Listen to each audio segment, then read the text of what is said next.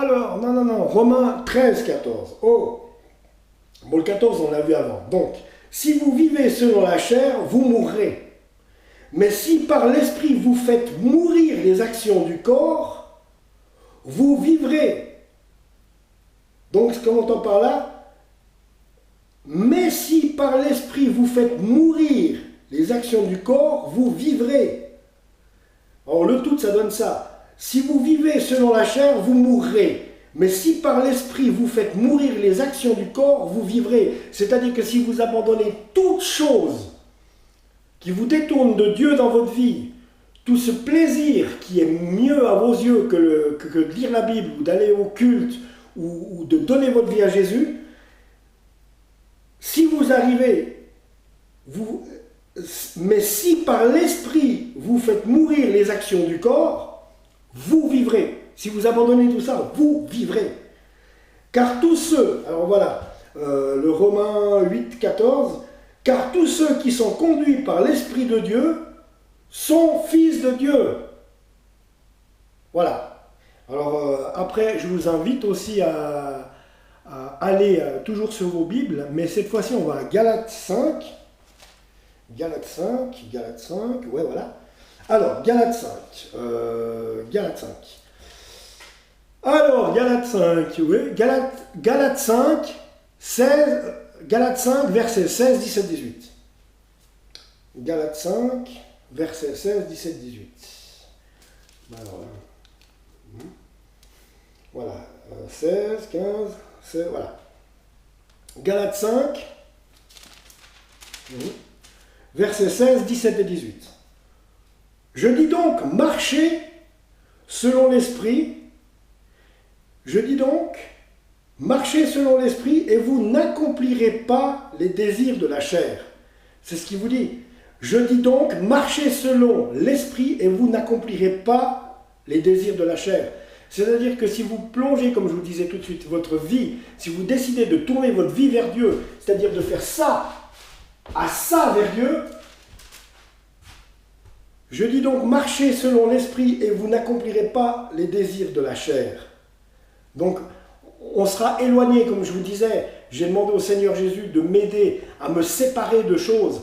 Et lui, chaque jour, depuis des mois, depuis des années maintenant, quelques années, il travaille mon cœur. Il vient vivre en moi. Et je le sens parmi mes réactions. Avant, j'étais beaucoup plus colérique, je ne le suis plus. J'étais un peu sans pitié. Maintenant, aujourd'hui, j'ai grand intérêt à la souffrance de mon prochain. Donc tout ça, c'est pas moi qui l'ai obtenu.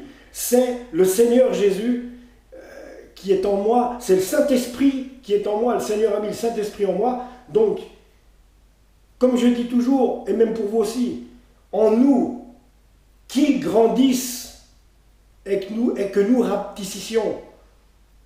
Voilà. Donc c'est l'esprit de Christ en nous qui doit grandir. Et le vieil homme que nous étions doit rapetisser, doit même disparaître à la longue.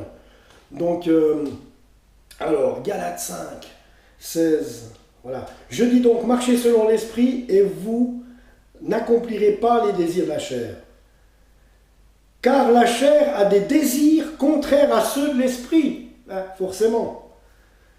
Et l'esprit en a de contraires à ceux de la chair. Donc vous voyez que nos désirs à nous, nos petits amusements, nos passions, où on ne met pas le Seigneur Jésus dans notre vie, c'est pas compatible du tout. On me l'a déjà dit, on me l'avait déjà dit, Stéphane, tu es trop dans la chair, on m'a dit à un moment donné. Mais ça, je le savais, mais je n'arrivais pas à passer dessus. Et puis petit à petit, le Seigneur met en moi justement la capacité de le faire. Et c'est ce que je vis aujourd'hui, c'est la raison pour laquelle aujourd'hui je suis devant vous, pour vous le transmettre, ce que j'ai vécu. Une fois de plus, on s'en fout de moi, c'est pas moi l'important, c'est le message que j'ai vraiment à cœur de faire transmettre à chacun de vous pour que vous compreniez mieux certaines choses. Parce qu'il y a des fois, il y en a beaucoup qui ne comprennent pas. Alors moi non plus, je n'avais pas compris jusqu'au moment où j'ai compris qu'on me l'a expliqué comme ça. Et là, c'est pour ça que je vous l'explique à vous. Car la chair a des désirs contraires à ceux de l'esprit, et l'esprit en a de contraires à ceux de la chair. Ils sont opposés entre eux, afin que vous ne fassiez point ce que vous voudriez. Et de remarquer, faire ce qu'on veut, tout est futile. comme il est écrit dans l'Ecclésiaste, comme j'ai fait une vidéo une fois, tout est futile, tout est vain. Ta réussite professionnelle, mais ta réussite en tant qu'artiste, ta réussite en tant que sportif, est-ce que ça compte? Une réussite quelconque, ben oui, c'est bien joli tout ça, les réussites, les victoires, sur le moment. Mais c'est pas ça qui sauve votre âme pour la vie éternelle, parce qu'il y en a qui font, comme s'ils allaient vivre pendant 300 ans, alors que c'est pas du tout le cas. Donc c'est à un moment donné dans votre vie, il faut vous poser la question, où je vais?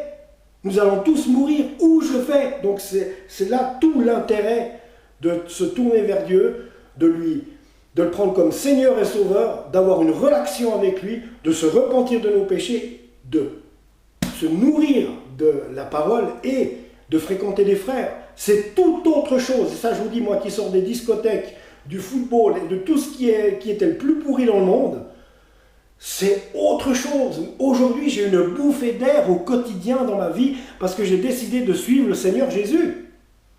Et c'est vrai. Il y en a qui pensent que je suis devenu fou, mais grand bien leur face. C'est pas grave ça. Je n'aurais qu'une chose à leur dire, c'est justement, suivez ce que je suis en train de vous dire, essayez.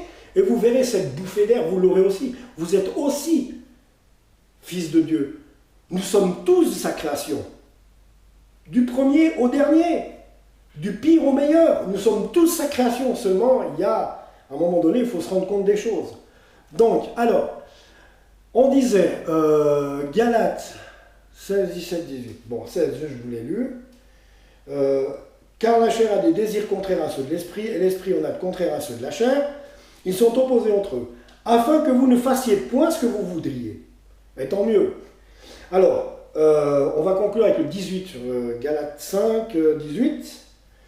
Donc, si vous êtes conduits par l'esprit, vous n'êtes point sous la loi. Or, les œuvres... Ah oui, bon, si vous êtes conduits par l'esprit, vous n'êtes point... Si vous êtes conduits par l'esprit, vous n'êtes point sous la loi. Voilà. Et Galates 19. Or, les œuvres de la chair sont évidentes, ce sont la débauche, l'impureté, le dérèglement, l'idolâtrie à 20, la magie, les rivalités, les querelles, les jalousies, les animosités, les disputes, les divisions, les sectes, l'envie, l'ivrognerie, les acceptables et les choses semblables. Je vous le dis d'avance, dit le Seigneur, comme je l'ai déjà dit, que ceux qui commettent de telles choses n'hériteront point le royaume de Dieu. Je pense que là, c'est clair. C'est écrit noir sur blanc.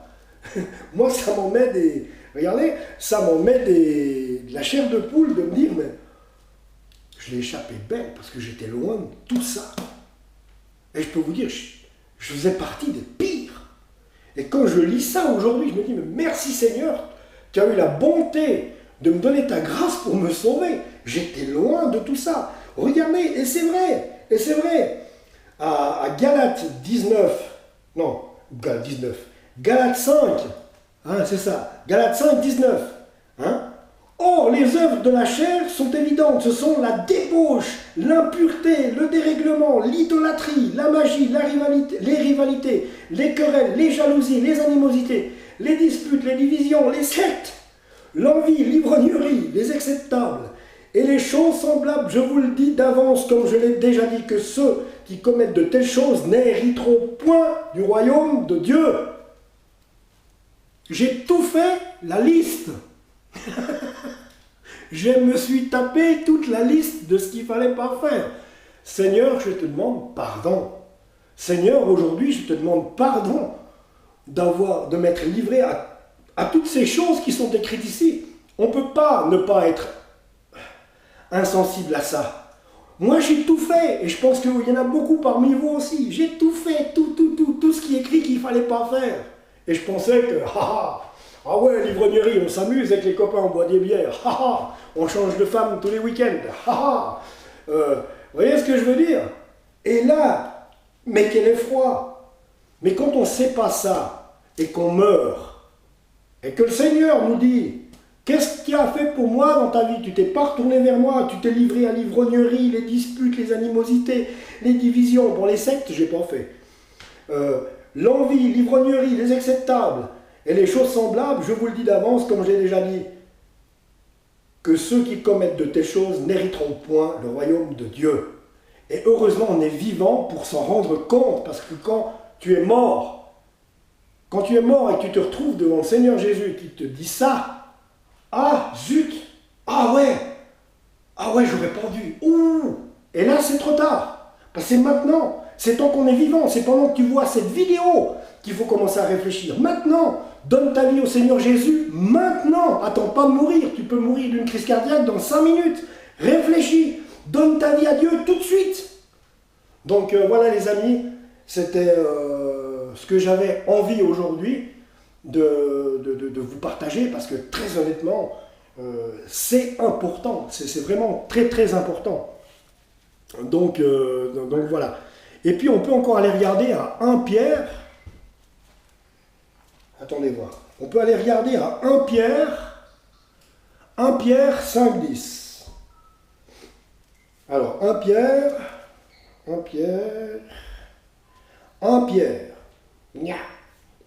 5, verset 10. Verset 10. Voilà. Le Dieu de toute grâce, qui vous a appelé en Jésus-Christ à sa gloire éternelle, après que vous aurez souffert un peu de temps, vous perfectionnera lui-même, vous affermira, vous fortifiera, vous rendra inébranlable. C'est ça qu'il faut comprendre là maintenant. Dans 1 Pierre 5 à 10. 1 Pierre 5 à 10. Donc, 5 à 10, si je reprends depuis le début, voilà, pardon. 1 Pierre 5 à 10. Ouais. 10, oui, mais c'est ce que je viens de vous lire. Je sais pas, je deviens un peu fou peut-être. Non. Donc, le Dieu de toute grâce, qui vous a appelé en Jésus-Christ à sa gloire éternelle, après que vous aurez souffert un peu de temps, vous perfectionnera lui-même, vous affermira, vous fortifiera et vous rendra inébranlable. À lui soit la puissance au siècle des siècles. Amen. Donc voilà les amis, c'est ce que j'avais à cœur aujourd'hui de vous faire part, parce que très honnêtement, c'est très important. Si vous ne l'avez pas fait, réfléchissez. Si vous ne l'avez pas fait, si vous n'avez pas donné votre vie au Seigneur Jésus, réfléchissez. Dans la vie, vous savez, les meilleures choses qu'on puisse avoir ou qui font battre notre cœur ne sont que des choses futiles, ne sont que des choses vaines. Si vous vous accrochez à vos plaisirs toute votre vie, si vous voulez faire que par vous-même, vous finirez sans la vie éternelle. C'est-à-dire, si vous n'allez pas au royaume de Dieu, vous avez compris, ça sera sans Dieu. L'éternité sera sans Dieu. Et si elle est sans Dieu, elle est où? Elle est avec l'ennemi et en enfer. Donc, dès aujourd'hui, je vous invite à réfléchir sur votre vie pour la suite. Donnez votre vie à Dieu. Parlez-lui. Allez dans votre chambre. Fermez la porte et parlez-lui. C'est ça qui est écrit aussi. Ça, c'est écrit dans la Bible. Allez dans votre chambre. Fermez la porte. C'est-à-dire que le Seigneur Jésus appelle votre chambre le lieu secret. Allez dans le lieu secret et parlez-lui. Parlez-lui. Dites-lui, Seigneur, si vraiment tu existes, si vous n'y croyez pas, si vraiment tu existes, révèle-toi à moi. Et je vous promets qu'il le fera. Voilà les amis, c'est tout ce que j'avais à vous dire pour le moment. Donc que Dieu vous bénisse tous. Réfléchissez bien à tout ce que je viens de vous dire maintenant. Et surtout, tournez votre vie vers Dieu, donnez votre vie à Dieu. On ne fait pas mieux. Tout le reste va vous servir à rien du tout. C'est des plaisirs qui durent 10 minutes, qui vous éloignent de Dieu et de la vie éternelle. Voilà les amis. Soyez bénis. On se retrouve tout bientôt. Abonnez-vous à la chaîne. Et puis, que Dieu vous garde.